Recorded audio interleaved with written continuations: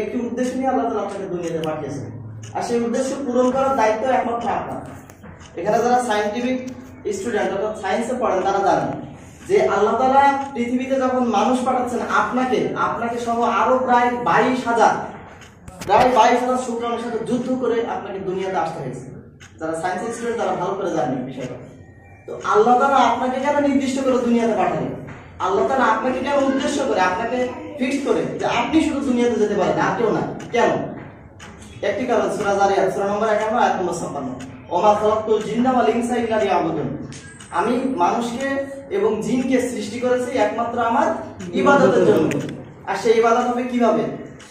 পবিত্র কোরআন এবং সহিহ হাদিসের আলোকে মাওলানা মাহমুদ সাহেব বলছিলেন, পবিত্র কোরআন এবং সহিহ হাদিস অনুসারে আমাদের ইবাদত হবে।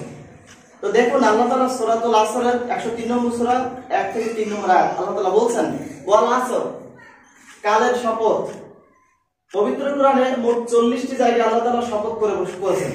40 জায়গার 20টি হলো নবমণ্ডলীয় আর 20টি হচ্ছে ভূমণ্ডলীয়। তো এই 40 জায়গার প্রত্যেকটা জায়গা, বেশিরভাগ জায়গা, খুব কম জায়গা আছে, বেশিরভাগ জায়গায় অ এবং আলিফ দিয়ে শুরু হয়েছে। জোর দিয়ে শপথ করেছেন আল্লাহ তাআলা 40 জায়গায়।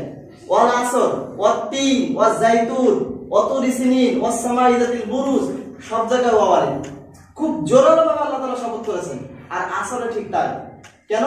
আল্লাহ তাআলা বলছেন ওয়াল আসর, কালের শপথ, আমি শপথ করে বলছি আমি আল্লাহ। ইন্নাল ইনসানা লাফি খুসর, নিশ্চয় সকল মানুষ অবশ্যই ক্ষতির মধ্যে রয়েছে। আল্লাহ তাআলা কি বলছেন? নিশ্চয় সকল মানুষ অবশ্যই ক্ষতির মধ্যে, কেউ বাদ নেই। আপনি আমলি করেন, বিএনপি করেন, জামাত করেন, জাতীয় পার্টি করেন, যে দলে থাকেন না কেন সবাই ক্ষতিগ্রস্ত। আল্লাহ তাআলা সবাইকে বললেন তোমরা সবাই ক্ষতিগ্রস্ত। এবার বলছেন যে হ্যাঁ সবাই তো ক্ষতিগ্রস্ত হবে, তবে কিছু মানুষ ছাড় পেয়ে যাবে। তারা হচ্ছে আমার প্রিয় বান্দা, রহমত বান্দা, আমার নিয়ামত প্রাপ্ত বান্দা।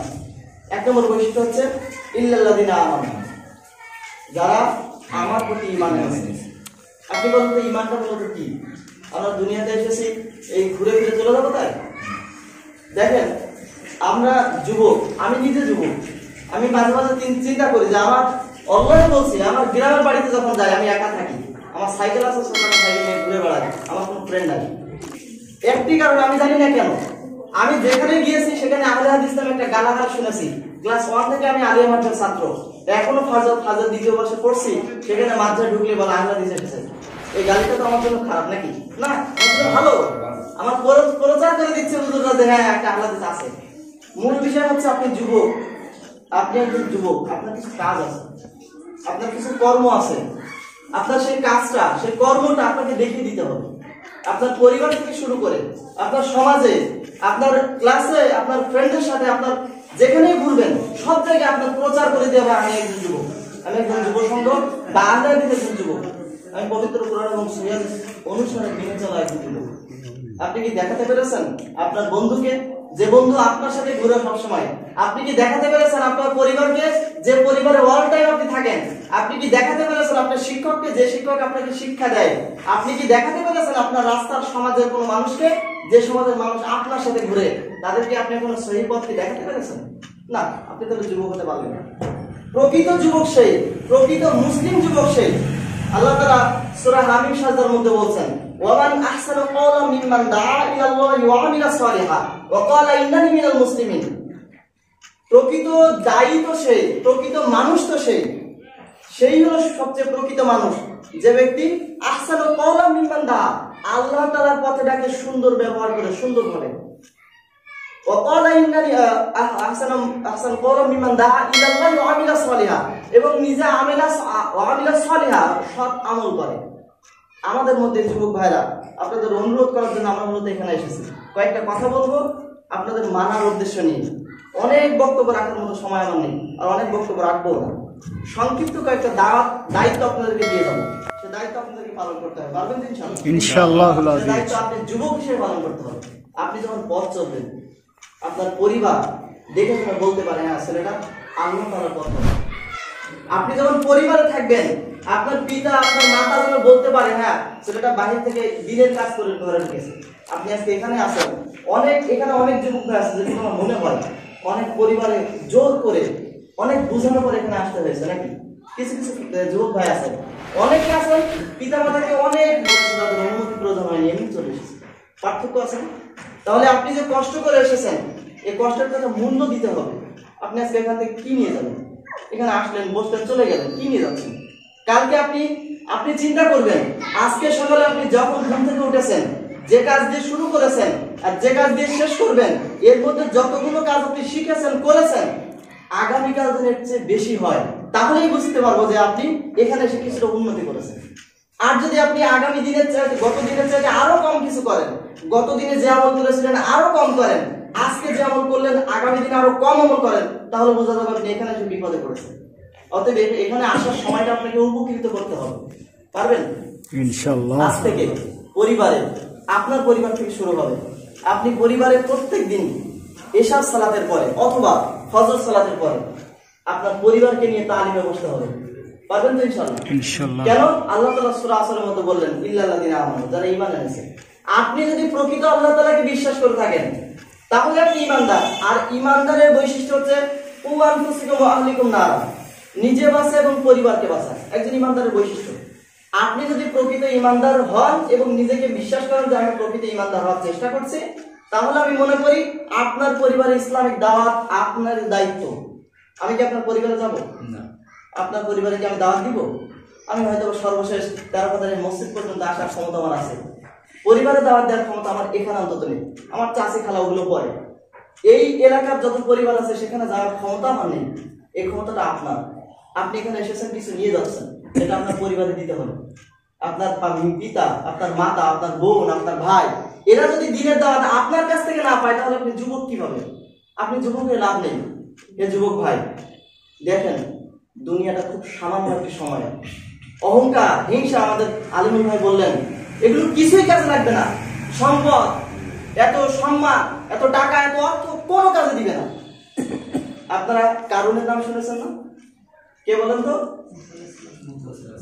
কারণ একজন অর্থশীল মানুষ ছিল, কিন্তু আমার বড় ভাই মিশরের ছাত্র, ওখান থেকে আসার পরে বলছে যে কারণের সম্পদ পচে গলে গন্ধ হয়ে গেছে, সেখানে যাওয়ার মতো অবস্থা নাই।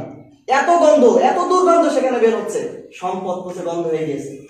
কারণের সম্পদ মাটির তলায় পোতা ছিল, কেউ জানতো না কত সম্পদের মধ্যে আছে। আর কারণ মারা যাওয়ার পর থেকে সম্পদ পচে নষ্ট হয়ে যাচ্ছে। আপনারা ফেরাউনের কথা শুনেছেন? ফেরাউন কে ছিল বলেন তো? বিরাট রাজাদার, একজন ব্যাপক মানের একজন ব্যক্তি, যে শুধু দুনিয়ার, সারা দুনিয়ার প্রভু মনে করতো, তাই তো? আর সেই কারণে সেই ফেরাউনের অবস্থা কি হলো? লাশ পড়ে আছে, দেখার কেউ নেই। আপনি আবু জাহেলের কথা শোনেননি? কে বলেন তো? একজন শিক্ষিত, যাকে আবুল হাকাম বলা হতো, জ্ঞানী পিতা। আর যখন সে রাসূল মুহাম্মদ সাল্লাল্লাহু আলাইহি ওয়াসাল্লামকে অস্বীকার করলো, তখন তাকে কি বলা হলো? আবু জাহেল, মূর্খের পিতা। কোথায় ছিল জ্ঞানী পিতা, কোথায় হলো মূর্খের পিতা? আর সেই মূর্খের পিতাকে কিভাবে মারা হলো আপনারা ঘটনা শুনেছেন? রাসূলের সিরাত পড়বেন, ওখানে বুঝতে পারবেন আবু জাহেলকে আল্লাহ তাআলা কিভাবে হত্যা করেছেন, কিভাবে আল্লাহ তাআলা রহমত হত্যা করা হয়েছে। আবু লাহাব, আপনারা শুনেছেন আবু লাহাবকে? রাসূলের চাচা, তাকে গালি দিয়েছিল রাসূলকে, তার নামে একটি সূরা নাযিল হয়েছে। তাকে এমন ভাবে হত্যা করা হয়েছে, তাকে মানুষ লাঠি মারতে মারতে এরিয়া থেকে বের করে দিয়েছে। লাশ পড়ে আছে, লাশে লাঠি মারতে মারতে মরুভূমির একটা প্রান্তে বালিতে চাপা ছিল। তার অহংকার কিন্তু বেঁচে থাকাকালীন বহুত ছিল। যুবক ভাই, আপনার অহংকার দরকার নেই, হিংসা বাদ দিন। কোন ভাই আপনাকে খারাপ কথা বললে আপনি ঠান্ডায় মেনে নিন যে ওটা যে বলে যা বলেছে ওটা কিছুই না। আপনার কোনো যুবক ভাই, আপনার কোনো বন্ধু, আপনার কোনো পরিবারের অথবা বন্ধুদের সামাজিক কোনো দায়িত্বশীল কোনো ভাই যদি আপনার খারাপ কথা বলে, মেনে নেন যে কিছু না, ছেড়ে দেন কথাগুলা। আপনি ঠান্ডা হন, আপনার ব্রেনকে ঠান্ডা করুন, ধৈর্য ধারণ করুন, আল্লাহ তাআলা আপনার উত্তম রহমত দান করবেন। আল্লাহ তাআলা আপনাকে বলছেন সবাই ক্ষতিগ্রস্ত, 4টি মানুষ ব্যতীত। কয়জন? 4জন। একটা হচ্ছে ইল্লাল্লাযিনা আমানু, ইমানে মুজমাল, ইমানে মুফাসসাল মুখস্থ আছে আপনাদের? ইমানে মুফাসসাল আল্লাহ তাআলা হাদিসে কুদসিতে এসেছে, আমানতু বিল্লাহি ওয়া মালাইকাতিহি ওয়া কুতুবিহি ওয়া রাসূলিহি ওয়াল ইয়াউমিল আখির ওয়াল কদরি খাইরি ওয়া শাররি। লাস্টে বলা হয়েছে ওয়াল কদরি খাইরি ওয়া শাররি। আপনি রাস্তায় পড়ে গিয়েছেন, এটা তাকদীরে ছিল।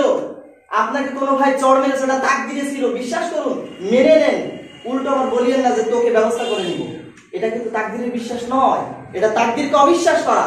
আপনাকে কেউ মেরেছে, কেউ আপনাকে কোনো কিছু আঘাত করতে দিয়েছে, আপনাকে কেউ খারাপ কথা বলেছে, আপনাকে কেউ গালি দিয়েছে, মেনে নেন, চুপ থাকুন, আল্লাহকে বলুন, আল্লাহ আপনার উত্তম ব্যবস্থা করবে। আপনি তাকে বলুন যে ঠিক আছে ভাই, তুমি আমাকে মেরেছো, জানি না কোন কারণে মেরেছো, তবে এর উত্তম প্রতিদান আল্লাহ তোমাকে দিবে। রাসূল কিন্তু তাই ছিলেন। ওই যে উহুদের কথা রাসূল সাল্লাল্লাহু আলাইহি ওয়াসাল্লামকে আজ জিবরাইল বলছেন, হে রাসূল আপনি বলেন, আমি শুধু অনুমতি চাচ্ছি, আমি উহুদ পাহাড়টা তুলে ওদের মাথা তুলে দিই, ওই এলাকাটা ধ্বংস করে দেয়, আপনি শুধু অনুমতি দেন। রাসূল কি বলেছিলেন? আমি আজকে যদি এদেরকে ধ্বংস করে দেই, আগামী প্রজন্মে দাওয়াত দিব কাদের? আপনি যদি মানুষের সাথে দুর্ব্যবহার করে মাঠ নষ্ট করে আসেন, আপনি দাওয়াত দিবেন কাদের? আপনি যদি ভালো ব্যবহার করে চলে আসতে পারেন, পরবর্তীতে আপনার কাছে ওরা সবক নিবে, সোহবত নিবে, দাওয়াত নিবে। এজন্য উপস্থিত সম্মানিত যুবক ভাই, বেশি কথা বাড়িতে নেওয়ার প্রয়োজন নেই। আজকে চেষ্টা করবেন মানুষের সাথে সৎ আচরণ করা, ভালো ব্যবহার করা। আল্লাহ তাআলা বলছেন এখানে, ইল্লাল্লাযিনা আমানু ওয়া আমিলুস সালিহাত, যে সৎকর্ম করে। এই সৎকর্মটা আমাদের প্রয়োজন। দেখেন, আমরা শুধু আহলে হাদিস বলি, তাই তো? আহলে হাদিস বলি না? আগে কিছুদিন আগে এই যে মূর্তি সম্পর্কে, ভাস্কর্য সম্পর্কে সমস্যা হচ্ছিল, আমার ক্লাস ফ্রেন্ড আমার হুজুরের কাছে গিয়ে বলছে, হুজুর ভাস্কর্য সম্পর্কে যে হাদিসগুলো আছে আমাকে একটু বলেন তো কোথায় পাওয়া যাবে। তিনি হলেন আমাদের মুহাদ্দিস হুজুর, হাদিসের হাফেজ মুহাদ্দিস। তো তিনি আমাকে তিনি সেই ছাত্রকে বলছে, কেন তোমার এই ভাস্কর্য সম্পর্কে হাদিস কেন দরকার? আরে বেটা, তুমি মানুষকে ইমানের দাওয়াত দিবে, ভালো কথা বলবে, সত্য কথা বলবে, হাদিস ভাস্কর্য তোমার দরকার নেই। এবার তিনি বলছে শেষ পর্যায়ে এসে, তার কথা শেষে এসে, এইসব বেয়াদবি তোমরা করবা না, এসব বেয়াদবি আহলে হাদিসরা করে, এসব বেয়াদবি তোমরা করতে যাবে না। কথাগুলো বললো, শুনলাম আমি। আর হুজুরও জানেন আমি আহলে হাদিস। এটা হলো এই প্রতিষ্ঠান খুলনা আলিয়া। এরপরে যখন পরের দিন আমি মাদ্রাসাতে ঢুকলাম, আমার অন্য একটা হুজুরের কাছে বলছি, হুজুর আপনি বলেন তো আহলে হাদিসরা আপনার নজরে কেমন? অমুক হুজুর অমুক ছাত্রকে আহলে হাদিসদেরকে বেয়াদব বলেছে, আপনার মত কি? হুজুর বলছে যে বেয়াদব বলছে সে উল্টো বেয়াদব। একটা দলের মধ্যে এক দুইজন বেয়াদব থাকতেই পারে, তাই বলে তার জন্য সকল দলকে খারাপ বলা যাবে না। আহলে হাদিসরা হাদিস মেনে চলে, কোরআন মেনে চলে, সে কিন্তু সারসিনা ভক্ত, সেই বলছে আহলে হাদিসরা হাদিস কোরআন মেনে চলে, তবে তাদের মধ্যে কিছু গোড়ামি আছে, যেমন তারা যেটা মানে সেটা মেনে চলে। আমি হানাফিরা তো খারাপ বলি ভাই, আমি কি বলবো নাকি না গোড়ামি নেই? চুপচাপ থাকলাম। এরপর তিনি বলছে, দেখো ইমাম বুখারী ছিলেন আহলে হাদিস, আবু হানিফা ছিলেন আহলে হাদিস, ইমাম শাফি ছিলেন আহলে হাদিস, এরা আহলে হাদিস ছিল। আমরা এখন আহলে হাদিস হতে পারিনি, তবে আমি আহলে হাদিস হওয়ার চেষ্টা করছি। সেই সারসিনার হুজুর আমাকে বলছে, আর আমার তখন প্রশ্ন করলো, আচ্ছা তুমি বলো তো তুমি কি? বললাম হুজুর আমিও আহলে হাদিস হওয়ার চেষ্টা করছি। আসলে তো তাই, আমি কি পুরোপুরি আহলে হাদিস? আপনি কি পুরোপুরি আহলে হাদিস? আপনি কি বলতে পারবেন আপনার পরিবারের সম্পূর্ণ হাদিস এবং কোরআন অনুসারে চলে? আপনার পরিবারের পর্দা নেই কেন? পুরোপুরি আহলে হাদিস নয়। আপনাকে আহলে হাদিস হওয়ার চেষ্টা করতে হবে। আমরা তো আজকে আহলে হাদিস হয়ে ভালোই লাফালাফি করছি। সম্মানিত যুবক ভাই, মুখে দাঁড়িয়ে উঠতে পারে, আল্লাহর রাসূলের সুন্নাহ কাটবেন না দয়া করে, এটা হাদিসের অপমান। এটা কিন্তু আহলে হাদিসের পরিচয় নয়। আপনার গায়ে পোশাক লেবাস সুন্দর থাকতে পারে, আর রাসূলের সুন্নাহ এটাকে নষ্ট করিয়েন না। টাইট ফিটিং পোশাক পরে বিরাট বড় স্টাইল দেখে রাস্তায় চলিয়েন না, এটা রাসূলের সুন্নাত নয়। মুখের দাড়ি কাটিয়েন না, এটা রাসূলের সুন্নাত নয়। আপনি সুন্দরভাবে পথ চলবেন, সালাত আদায় করবেন, সৎকর্ম করবেন। আল্লাহ তাআলা পবিত্র কোরআনে সূরা আসরতে এটাই বলে দিয়েছেন। আপনাকে উদাত্ত আহ্বান করে বলছি যে আসুন, আপনি আপনার জীবনকে পরিবর্তন করতে গেলে নিজেকে আগে পরিবর্তন করেন। এরকম 10-12টা মিটিং করে কোনো লাভ নেই যদি আপনি নিজে পরিবর্তন না করেন। এজন্য আজকে থেকে চিন্তা করবেন একটা পরিবর্তন। আজকে অহংকার বাদ দিব, আজকে থেকে সারাদিন কোনো অহংকার চলবে না। কালকে হিংসা বাদ দিব, কালকে থেকে কোনো হিংসা চলবে না। তাহলে কয়টা বাদ গেল? 2টা চলে গেল এমনি। আগামীকাল থেকে যেন হিংসা অহংকার কিছুই না থাকে।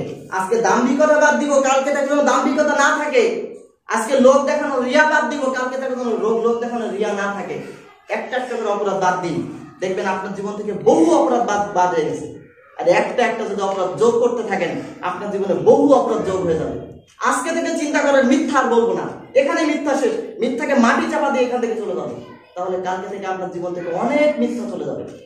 আমার মা আমাকে শিক্ষা দিয়েছে যে বাবা তুমি যেখানে যাবা, যদি বাঘের সামনে পড়ো কখনো মিথ্যা বলবা না। চেষ্টা করি, হয়তো বা কিছু হয়ে যায়, জানি না আমি কতটা মিথ্যা বলতে পারি, তবে আমার মা আমাকে বলেছে আজকে আপনার পিতামাতার কাছ থেকে শিক্ষা নিতে হবে। অনেকে পিতামাতা মূর্খ থাকতে পারে, তাই বলে কি আপনি মিথ্যা বলবেন? আপনি উদাত্ত আহ্বান এজন্যই করছি, এজন্যই আপনি আজকে এখানে এসেছেন। আল্লাহ এজন্য আপনাকে পছন্দ করে এখানে এনেছেন। যাও ওখান থেকে একটু কিছু কথা শুনে আসো, মানার চেষ্টা করবা। আপনারা অনেক কষ্ট করে আমাদেরকে সময় দিচ্ছেন, আর আমরা অনেক কষ্ট করে এখানে আপনাদেরকে কিছু কথা বলতে এসেছি। এর মানেটা কি? এর মানে কি আপনারা শুনে চলে যাবেন এখানেই শেষ? আমি তো মনে করি তাই। কারণ সমাজ যদি পরিবর্তন হতো, আপনারা যদি পরিবর্তন হতেন, প্রথম কথাই আপনার পরিবর্তন আপনার নিজের কাছে। আপনি আজকে বাড়িতে গিয়ে 2 রাকাত সালাত আদায় করবেন, অনুরোধ কয় রাকাত? খুব কষ্ট হবে? আমার মনে হয় খুব কষ্ট হবে, নাহলে আওয়াজ আসবে যে হ্যাঁ ইনশাল্লাহ করবো। 2 রাকাত সালাত আদায় করবেন। সালাতের মধ্যে আপনি আল্লাহ তাআলার কাছে চাইবেন, হে আল্লাহ আজকে থেকে যেন একটা একটা করে, সব দরকার নেই, আজকে থেকে যেন মিথ্যাটা ছাড়ি। প্রত্যেকদিন এক একটা অপরাধের কারণে 2 রাকাত করে সালাত আদায় করবেন, এটা নফল। এই সালাতের মাধ্যমে আল্লাহ তাআলাকে চাইবেন, আল্লাহ তাআলা কি আপনাকে বাদ দিয়ে দিবে? বলবে যে না তোর আমি রহমত করবো না, তোকে মিথ্যা ছাড়তে দিব না, বলবে? আল্লাহ কি বলছে? কোন বান্দা যদি আমার দিকে 1 পা এগিয়ে আসে, আমি তার দিকে কয় পা আগাই? 2 পা না, 10 পা কথা হাদিসে আছে। 2 পা আছে তা আল্লাহ তাআলা বলছে কেউ যদি আমার দিকে 1 পা এগিয়ে আসে, আমি তার দিকে 10 পা এগিয়ে যাবে। আল্লাহ তাআলার কথা। আপনি তো এগিয়ে আসেন না, আল্লাহ তাআলা আপনার দিকে এগিয়ে আসবে কিভাবে? এজন্য চেষ্টা করবেন। 3 নম্বর হচ্ছে ওয়াতাওয়াসাউ বিল হক, হকের দাওয়াত দেওয়া। প্রথম কি বললাম? ইন্নাল্লাযিনা আমানু, যারা ঈমান এনেছে আল্লাহ তাআলার প্রতি। 2 নম্বর ওয়া আমিলুস সালিহাত, যারা সৎ কর্ম সম্পাদন করেছে। 3 নম্বর ওয়াতাওয়াসাউ বিল হক, যারা হকের দাওয়াত দিয়েছে, সত্যের দাওয়াত দিয়েছে। দেখেন আপনি আজকে একটা হানাফি মসজিদে গেলেন, গিয়ে দেখলেন যে কেউ আমিন বলছে না, কেউ রাখলাম করে না, কেউ বুকে হাত বাঁধা, ঠিক আছে আমি ছেড়ে দিলাম, আমি আজকে নাবি নিচে বাঁধলাম, এটা হকের দাওয়াত নয়। আপনি যেখানে যাবেন আপনার আদর্শ যা, আপনি সেই হিসেবে চলবেন। দমখনিতে অবলম্বন করা কোন জাতির জন্য শোভনীয় নয়। আপনি একজন ব্যক্তি, দ্যাট ইজ পারসন। আহলে হাদিস পারসন হন, যে পারসন হন, আপনি একজন পারসন ব্যক্তি। আপনি যে আমল করছেন সেটাকে যদি সঠিক মনে করেন, যেখানেই যান না কেন আপনি সেই আমল করবেন, সেই আদর্শের পথে আদর্শিত থাকবেন। দেখবেন আপনারটা যদি সঠিক হয় আল্লাহ তাআলা কবুল করে নেবে। আর আপনি যদি নিজের কাছে দ্বিধাদ্বন্দ্বে ভোগেন যে আমাদের সঠিক না ওদেরটা সঠিক, ওদের মসজিদ থেকে ওদের মতো, আমাদের মসজিদ থেকে আমাদের মতো, এই দ্বিমুখী নীতি অবলম্বন যদি করেন আর আপনার একটা যদি সঠিক আল্লাহ তাআলা কবুল করবে না, কারণ দ্বিমুখী নীতি অবলম্বন করছে। এজন্য দয়া করে এটা অবশ্যই ছেড়ে দিবেন। আমি অনেক যুবক ভাইকে দেখেছি, এই জায়গায় কেমন আমি জানি না, আমার সাথে কয়েকজন ঘুরে দেখেছি, আমাদের আহলে হাদিস মসজিদে আসলে আহলে হাদিস কায়দা সালাত, তাদের মসজিদে গেলে আবার হানাফি কায়দা সালাত, আমাদের মসজিদে আসলে জোরে আমিন, আমাদের সাথে আরো জোরে আমিন হয়ে যায়, তাদের মসজিদে আসলে গেলে আবার কোনো আমিনই হয় না। এই যে ব্যাপারটা, আপনি কি মনে করছেন যেটা দ্বিধাদ্বন্দ্ব, যে কোনটা সঠিক? আপনাকে একটা সঠিক নীতি অবলম্বন করতে হবে, সেই নীতিটা পবিত্র কোরআন এবং সহিহ হাদিস অনুযায়ী। এজন্য আমাদের ভাই যেটা বলছিলেন, আমি আলোচনার কিছু অংশ শুনেছি, সবকিছু শুনতে পারিনি। প্রথমে লাস্টে তিনি এসে বলেছেন পড়ার কথা, আমাদেরকে পড়তে হবে। কি পড়তে হবে? যে বাড়িতে কোরআন এবং সহিহ হাদিস সব কিনে এনে সব পড়তে হবে না, এক এক করে পড়ার চেষ্টা করেন। আগে কোরআন শুরু করেন। আপনাদের বাড়িতে কার কার বাড়িতে তাফসীর আছে? তাফসীর আছে কার কার বাড়িতে? একটু হাত দেখবো। এটা লজ্জা পাবেন না তো আর কেউ? একটা হাত দেখতে চাই যে কার কার বাড়িতে তাফসীর আছে, কোরআনের তাফসীর অর্থাৎ অর্থ সহ কোরআন আছে কার কার বাড়িতে? বেশিরভাগ আলহামদুলিল্লাহ। যাদের বাড়িতে নাই চেষ্টা করবেন অর্থ সহ কোরআন বাড়িতে নিয়ে আসার এবং পড়া, নিয়ে রেখে দেওয়া নয়। আমরা কি করি জানেন? আমরা সম্মান কোরআনকে সম্মান করি সবাই, কিভাবে? একটু উঁচুতে রেখে। আর উঁচুটা কোথায় থাকে বলেন তো? আলমারির উপরে থাকে, আর ওদিকে টিন বা ছাদের ময়লা এসে পড়ে। ভালোই সম্মান দেখাচ্ছি আমরা নাকি? এটাই আমাদের সম্মান। আমাদের কোরআনকে এভাবেই সম্মান দেয় আমরা, যে আলমারির উপরে রাখছি, এটা উঁচুতে রাখছি, কিন্তু আবার ওদিক থেকে ময়লা পড়ছে, এটা দেখার সময় নাই, আমরা তো উঁচুতেই রেখেছি। এই সম্মান আমরা কোরআন চাইনি। কোরআন কি চেয়েছে বলেন তো? কোরআনের প্রথম কে আছে? কোরআনের প্রথম আছে কি? ইকরা বিসমি রাব্বিকাল্লাযী খালাক, পড়ো তোমার প্রভুর নামে যিনি তোমাকে সৃষ্টি করেছেন। আল্লাহ তাআলা তো বলতে পারতেন, হ্যাঁ মানুষ আমি একটা কোরআন পাঠাচ্ছি, সবাইকে দাওয়াত দিয়ে দাও। আল্লাহ আগে বললেন পড়ো, আগে নিজে পড়ো, তারপর মানুষকে দাওয়াত দাও। আগে নিজে বুঝি না মানুষকে কি দাও? আপনাকে যদি প্রশ্ন করা হয় যে আপনি বুকে হাত বাঁধেন, হাদিস দেখেছেন, কি বলবেন? যে না দেখিনি। এটাই তো বলবেন। দয়া করে যেন এমন উত্তর না আসে। আজ থেকে চেষ্টা করবেন আমি যেটা মানছি এটা কোরআন এবং হাদিস দেখে মানবো। আপনি যদি বাড়িতে কিতাব না থাকে, আপনার মসজিদের কিতাব, এখানে মুসল্লি যারা আছেন, স্পেশাল যারা মুসল্লি মসজিদের, যারা দায়িত্বশীল কমিটি, তাদের অনুরোধ করছি এই মসজিদে পবিত্র কোরআন এবং সহিহ হাদিসের একটা আলমারি থাকবে, সেখানে কিতাব থাকবে, যেগুলো মানুষ পড়তে পারবে, এই সুযোগ সুবিধা থাকবে। আহলে হাদিস মসজিদে এটাই, কোনো বই খাতা নেই, তাহলে আহলে হাদিস মসজিদ না। আহলে হাদিস মসজিদ হলে সেখানে কিতাব থাকবে, বই থাকবে, মানুষের খোঁজ নিবে, পড়বে, সেই সুযোগটা আপনাকে তৈরি করতে হবে। আর এত সুন্দর একটা আজমাইশ, আপনি এত সুন্দর আয়োজন করেছেন, আমার মনটা ভরে যাচ্ছে। একটা যুবক ভাই, বেশিরভাগ যুবক ভাই, আমি যে কোনো জায়গায় গেলে বেশিরভাগ মুরব্বীদের দেখতে পাই, যে মুরব্বীর আগে সামনে থাকে, কিন্তু এখানে কয়েকজন মুরব্বী আর বেশিরভাগ যুবক। আমার আনন্দ লাগছে এখানে যে যুবকরা আছেন। এই যুবকদেরকে অনুরোধ করবো, কখনো কোথাও কোনোদিন কোনোভাবে নিজের জোরটা দেখাবে না। আপনার অনেক জোর থাকতে পারে, আপনার শক্তি থাকতে পারে, আপনার সম্মান অনেক থাকতে পারে, আপনার পিতা অনেক বড় লোক থাকতে পারে, কিন্তু দেখানোর দরকার নেই। আপনি সেখানে স্থিমিত হয়ে চুপ থাকুন। আপনার প্রতি কোনো অত্যাচার এসেছে, কোনো ভয় এসেছে, কোনো ভীতি এসেছে, কোনো মানুষের খারাপ কথা এসেছে, চুপ থাকুন, নীরবে শ্রবণ করে চলে আসুন। আল্লাহ তাআলা আপনাকে অপর রহমত দান করবেন। সম্মানিত উপস্থিতি, এই বিষয়টা আল্লাহ তাআলা সূরা আসরের শেষ পর্যায়ে বলেছেন, ওয়াতাওয়াসাউ বিস-সবর, বিপদে ধৈর্য ধারণ করা এবং তা উপদেশ দেওয়া। এই উপদেশ আপনাদের গ্রহণ করতে হবে। তাই অনুরোধ, শেষ পর্যায়ে একটা অনুরোধ, যে আপনারা সবাই আজকে বাড়ি গিয়ে যাদের বাড়িতে তাফসীরুল কোরআন আছে অথবা আমির জামাতের তাফসীর বেশিরভাগ কেনার চেষ্টা করবেন। কেন বলি, একটু উদাহরণ না দিলে আপনারা বুঝবেন না। আমি একটি সূরা পড়ছিলাম, সূরাতুল আসর। এই আসরের 2 নম্বর আয়াত, কয় নম্বর? 2 নম্বর আয়াত। এখানে বলা হয়েছে ইন্নাল ইনসানা লাফি খুসর। একটি আয়াত, ইন্না মানে নিশ্চয়, ইন্নাল ইনসান সকল মানুষ, নিশ্চয় সকল মানুষ, লাফি খুসর অবশ্যই ক্ষতিগ্রস্ত। অথচ বাংলাদেশের আমি আমার নিজের কাছে আমি যে কয়টা কিতাব পড়েছি অর্থ সহ বেশিরভাগ কিতাবে নিশ্চয় এবং অবশ্যই দেওয়া নেই। নিশ্চয় এবং অবশ্যই একসাথে নেই। কিছু কিতাবে আছে নিশ্চয় সকল মানুষ ক্ষতিগ্রস্ত, কিছু কিতাবে আছে অবশ্যই সকল মানুষ ক্ষতিগ্রস্ত। বাংলা ব্যাকরণ যারা বাংলা পিডিয়া পড়েন, এখানে বাংলা ব্যাকরণের নিয়ম হচ্ছে নিশ্চয় এবং অবশ্যই একসাথে বসে না। আর ঠিক ওটাই অনুসরণ করেছে যারা মুফাসসির, যারা কিতাবকে লিখেছেন। অথচ আমরা কি বাংলা পিডিয়াকে অনুসরণ করব কোরআন অনুবাদের সময়? না, আমরা আল্লাহ তাআলা যা বলেছেন তাই অনুসরণ করব। আল্লাহ বলেছেন নিশ্চয় অবশ্যই দিতে হবে, আমি দিব। বাংলা পিডিয়া যা বলে বলো। অথচ এটা আমির জামাতের এখানে দেখছি, আমি যেটা আমির জামাতের বইয়ে প্রফেসর ডক্টর মোহাম্মদ আসাদুল্লাহ গালিবের বই আমি এটাই দেখেছি, নিশ্চয়ই সকল মানুষ অবশ্যই ক্ষতির মধ্যে রয়েছে। এই দুইটা বাক্য দিয়ে আল্লাহ তাআলা জোরালো আহ্বান করেছেন, অবশ্যই সকল মানুষ নিশ্চয় ক্ষতির মধ্যে রয়েছে। এই দুইটা বাক্য দিয়ে আল্লাহ তাআলা জোর দিয়ে বলেছেন। অথচ এই জোরটা আমরা কমিয়ে দিয়ে অনেকে তাফসীর করেছে যে নিশ্চয় সকল মানুষ ক্ষতিগ্রস্ত, অবশ্যই সকল মানুষ ক্ষতিগ্রস্ত। মানুষ কি বুঝবে? এটা নরমাল, তেমন কিছু না। আল্লাহ তাআলা বললেন আমি জোর দিয়ে বললাম। এজন্য চেষ্টা করবেন, আমির জামাতের আপনারা দোয়া করেন তার জন্য, যে আল্লাহ তাআলা যেন তাকে সকল পবিত্র কোরআনের 1 থেকে 30 পারা সব যেন তাফসীর করার তৌফিক দেয়। তার মৃত্যুর আগে যেন আল্লাহ তাআলা এটা কমপ্লিট করিয়ে দেয়।